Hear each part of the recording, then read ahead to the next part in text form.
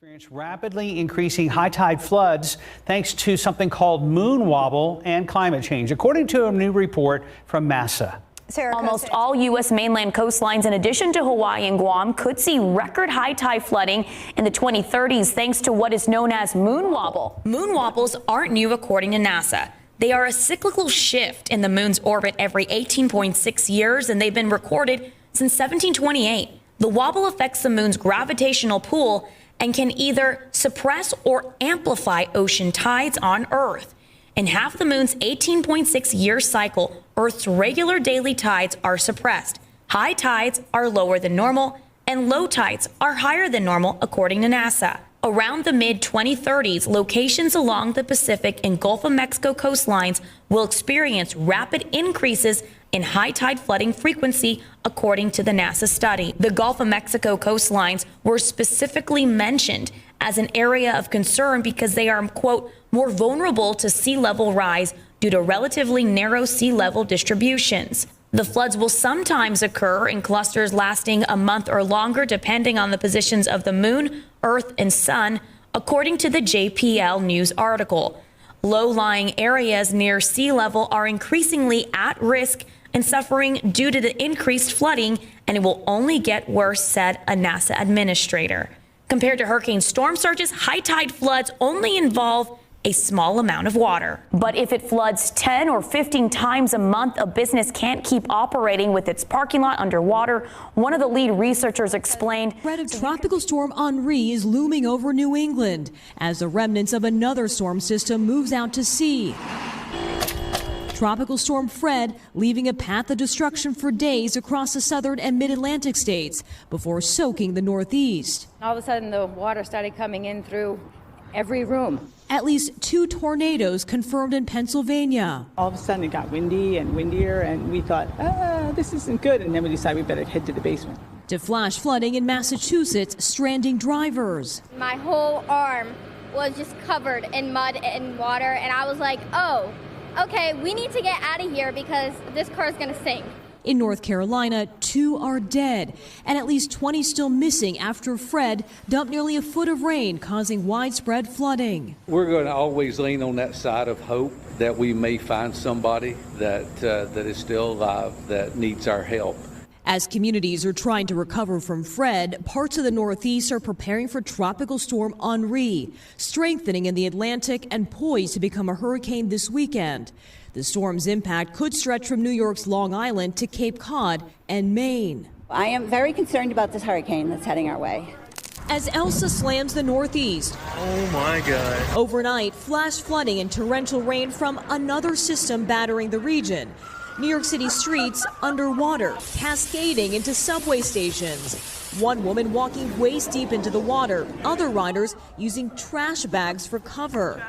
Drivers stranded on a flooded expressway rescued by a police barrier truck.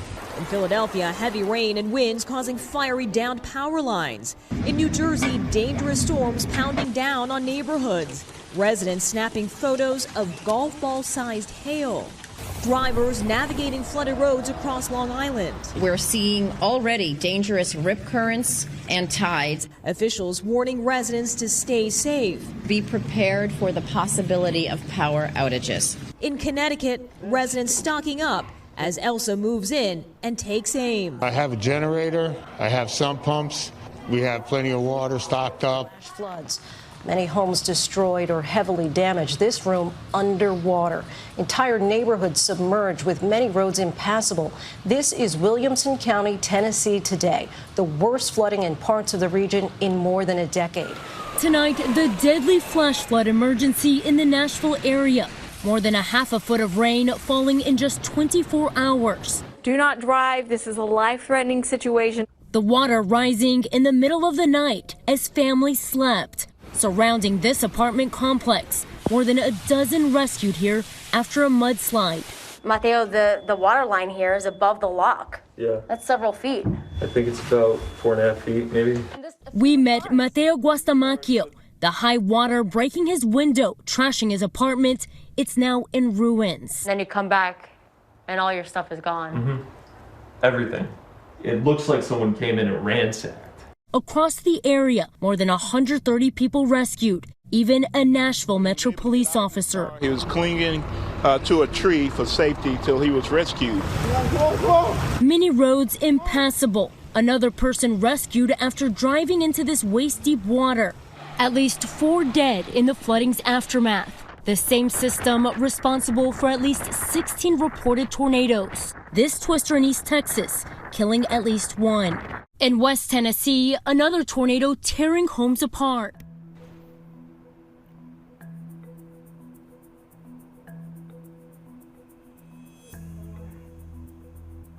The elevator started shaking and water just started coming in. Let me see your best Moose impression. But we didn't know that the basement was flooding. There was no warning signs.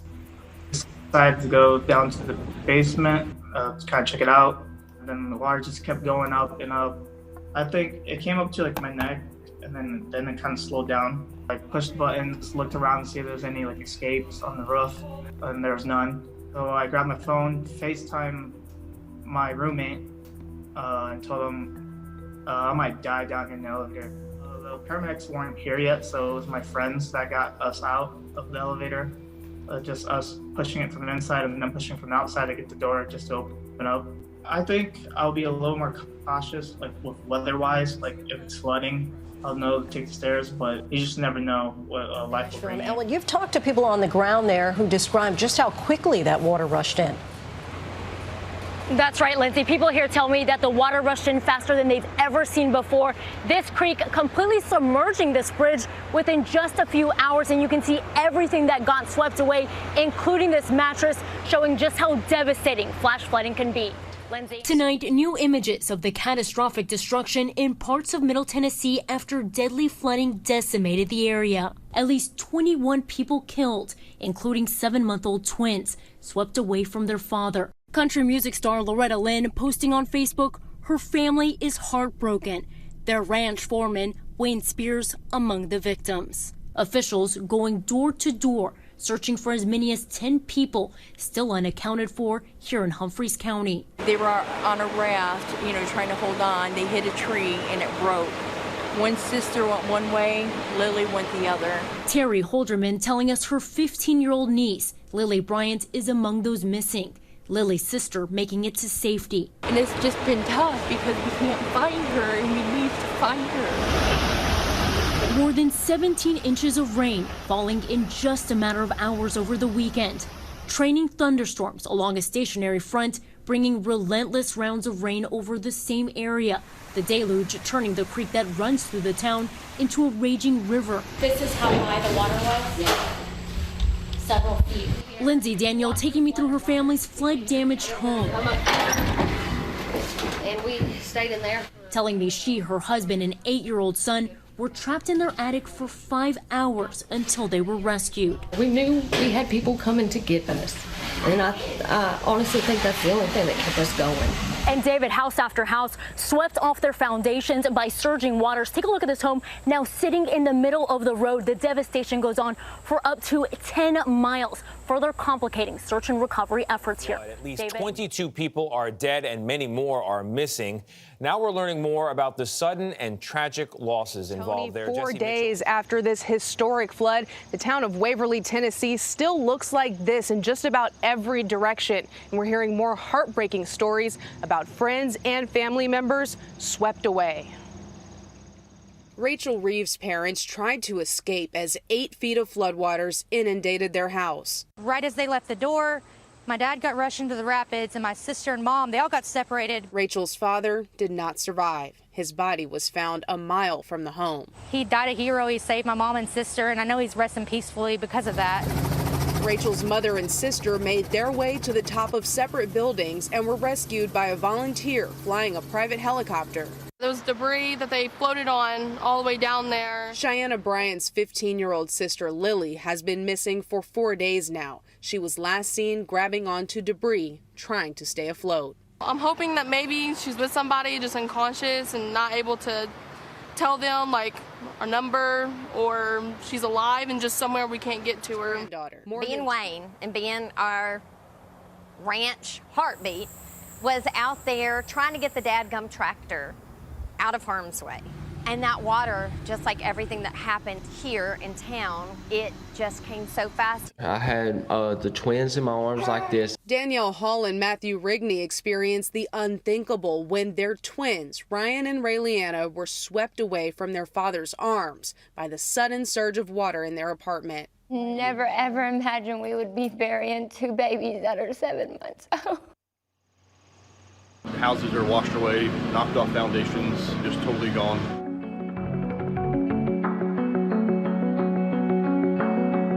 New drone video capturing what's now left after massive flooding devastated Middle Tennessee. Creeks lined with cars swept away by rushing water. Take a look at this. Some of these cars and buildings were from blocks away. The rushing waters slamming them together, pinning them against the bridge, showing you just how powerful these waters were. The floodwaters picking up anything in its path. That red shed scraping past an SUV, slamming into a bridge. The record rainfall pummeling the area, more than 17 inches in just 24 hours. This home smoldering after waters raged through it. As soon as I seen it come up over this bridge, dude, it was just like a mini tsunami. Just, I ran inside, we started grabbing kids. Logan and his wife Kelsey were shocked at just how fast it moved in. Came outside, I turned my truck on, went back inside to get my kids dressed. By the time we came outside, there was no saving anything. We spoke to Michael, who was rescued as rising waters trapped him in. It was terrifying. I'm sitting there looking at everything that I just lost. But you're alive, and your family is alive, and your young child is alive. That's the most thankful part that I have in my whole life. Many roads washed away, power lines wrapped in the debris.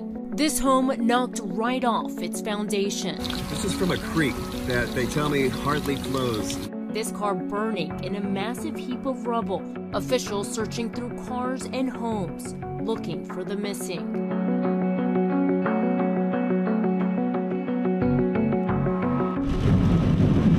HENRI slamming the Northeast, making landfall in Rhode Island, the second tropical storm to hit New England this year. The wind was blowing like crazy, and all of a sudden I heard this crash. It sounded like a train, really. At the peak of the storm, 140,000 households without power from New Jersey to Maine. Look at the tree. They snapped the poles. This services ripped off the houses that were connected to them. This transformer on fire in Narragansett. WCVB catching this man hit by the intense winds. I tried to take cover behind there just to get some photos, and Gus must have just taken me out. In Massachusetts, winds gusting to 59 miles per hour. This tree splitting, falling on top of the roof of this house. In Connecticut, nearly 250 residents cleared out of their nursing homes as the state drenched by heavy rain. Coastal Connecticut is feeling it right now. Look at this river, whitecaps on it. That surge looks like the ocean.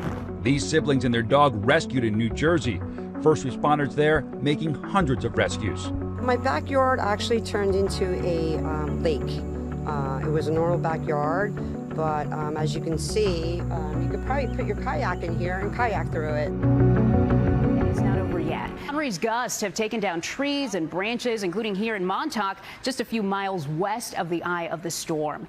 And those powerful winds knocked down power poles, sent trees flying into wires. At least 34,000 customers are in the dark across the tri-state tonight.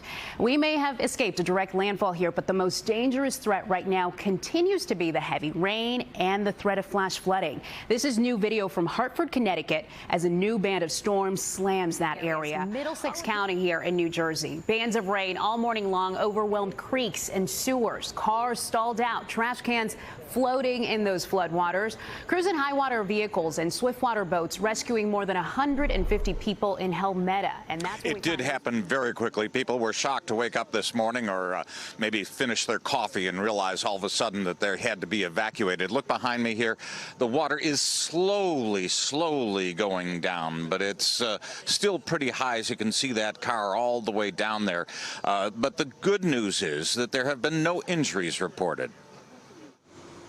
The evacuations for this small town were massive. Police, fire, EMTs from Helmetta and surrounding towns deploying by boat and on foot.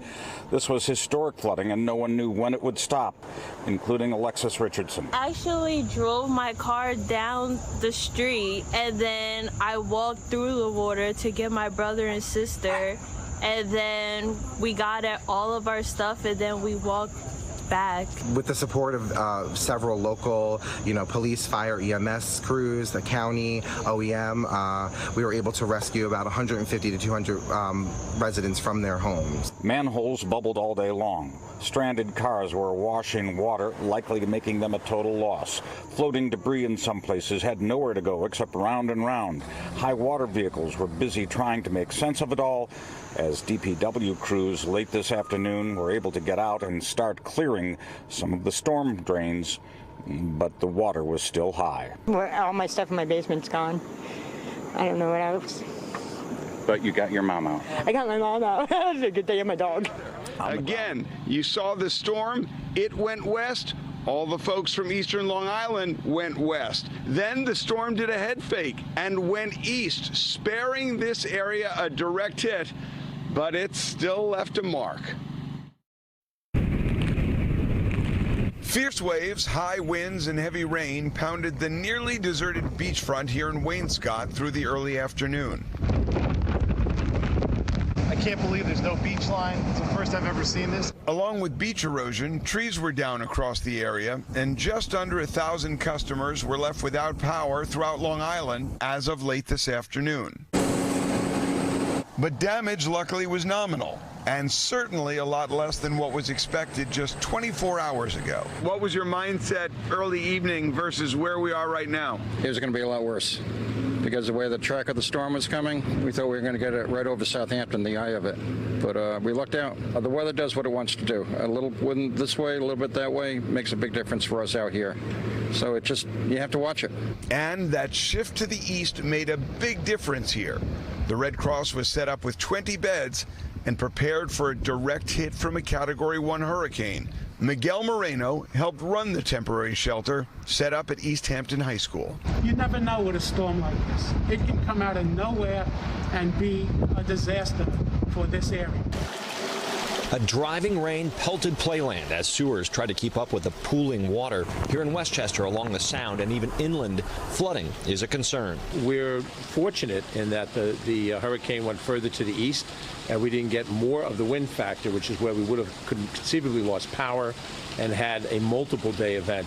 But County Executive George Latimer stresses Westchester County is not out of the woods just yet. The rain is pretty intense. Anybody looks out the window, certainly in the band that we're having in this part of the county. It's very intense rain. From Eastchester and the Bronx River Parkway to a soaking here in Larchmont and north to Harrison, all eyes are on the rising waters as we head into the evening. But that rain here in the Ironbound district of Newark really creating almost an inlet where we're standing right here on Wilson Avenue. And throughout the day, this area has seen a number of cars stranded in the water and about 86 people rescued. In fact, take a look behind us here. It looks like a sea out here on Wilson. You can see how high that water goes to the back of that car there, about halfway up through that car. We're told 86 people throughout the day have been rescued in 11 different spots. And then there is this. Gilma, I want to show you these photos that we just got a short time ago from Newark officials. This is from Taylor Street, where officials say early this morning, they noticed there was a problem in a foundation. A part of a home appeared to have corroded, lost part of its foundation as this weather was moving in. 23 people on Taylor Street, 36 and 38 Taylor Street, had to be evacuated by fire department officials because of concerns as this storm was making its way in. We spoke with one neighbor who had to be evacuated. He's not sure what comes next. In the morning, the fire department comes. I was sleeping. Fire department comes and touch my house.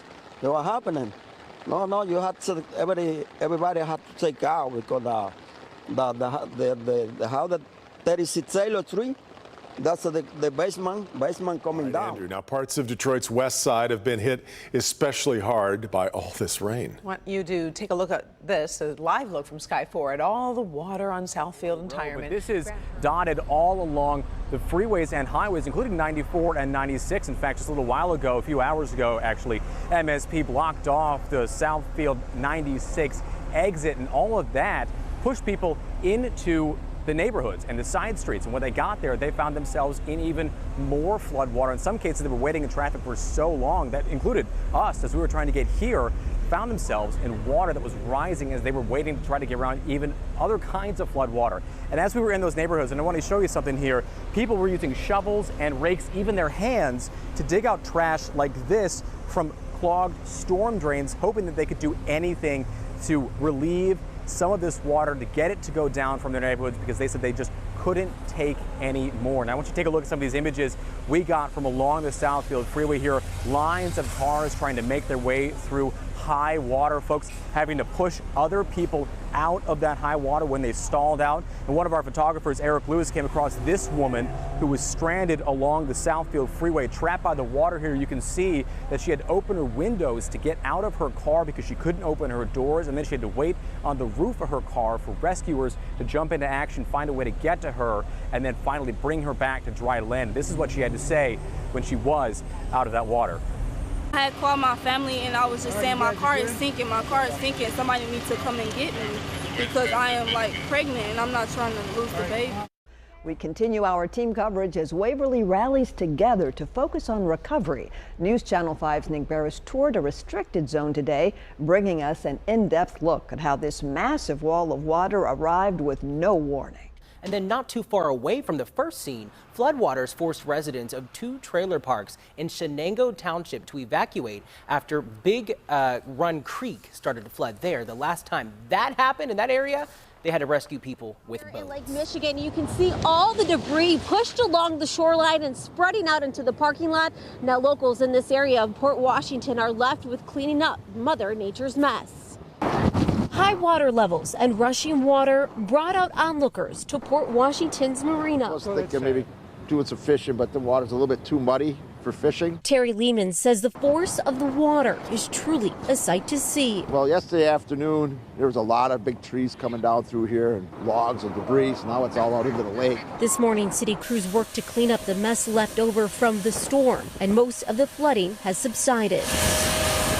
Over in Tonight in Louisiana, a summer-long sigh of relief is over. Hurricane Ida putting New Orleans on high alert, supplies disappearing in an all-too-familiar rush. We all learned from Katrina, you know, that something like this is not to be played with. Ida's potential path covering nearly the entire coastline of Louisiana. They see all the conditions necessary for it to strengthen very, very rapidly. Governor John Bell Edwards declaring a state of emergency, and with hospitals already packed with COVID patients, urging everyone to get vaccinated. The prospect of sheltering potentially thousands and thousands of people at the height of the 4th surge is very daunting. To the west in Lake Charles, daunting deja vu. We don't need another storm. Crystal Fogelman lost her home exactly 1 year ago to Laura. Now, even a glancing blow from Ida could be disaster for the trailer her family calls home. And if it happens again, which I hope to God it does not, we'll definitely move out of the hurricane zone. That's that. That's that. It's stressful, it's tiring. It takes everything out of you. It really does. And tonight, officials have already issued voluntary and mandatory evacuations for those in low-lying areas, but others tell me they're not taking any chances. At 4 o'clock, we talked about this pile here, this sandbags pile here. You can see that it is all gone, went quickly, and people have been coming looking for sandbags. They're hoping to get some, but supplies are running short. In a church parking lot, the masses gathered, filling up as the skies opened up. 2 days before Ida is forecast to strike the Louisiana coastline. Down here, we get some serious water. Kevin Furman says he's helping a friend as well as himself while supplies last. We need to get out of here because this ain't enough bags. We got to go somewhere else and get more. The city of New Orleans opened 4 sandbag distribution sites. Cameron Gaston lives nearby. Flooded out 16 years ago when Hurricane Katrina ruined lives. We'll leave. We'll go to Georgia. We got relatives in Georgia. Yeah, so we got somewhere to go. Hopefully other people got somewhere to go too. All right, be safe. City Nguyen is the city councilor for Eastern New Orleans, which still bears Katrina's bruising. Many areas of my district still floods, and so we're working really hard to make sure homes are elevated, but we're not there yet. Citywide, there is a voluntary evacuation call, although that's mandatory in low-lying areas. This is the time to take action. 30 miles south in St. Bernard Parish, boaters removed their vessels. Putting us out of work for a good week, maybe longer. Tonight, with an expected major hurricane taking aim, Louisiana hospitals already dealing with a surge of COVID-19 patients are now preparing to shelter in place. Dr. Jeffrey Elder telling me this is a worst-case scenario. This is a large hurricane. We have to be ready for that. We know we're going to have higher census because of the COVID patients in the hospital, and so we're preparing for both simultaneously. Louisiana has one of the highest COVID-19 case rates per capita in the country. The storm already forcing some testing and vaccine sites to shut down early. As residents race to prepare and evacuations begin, Ida is forecast to make landfall 16 years to the day since Hurricane Katrina in 2005. We met Dr. Tanner Libsack, still in his scrubs from treating COVID patients, now preparing to board up his home.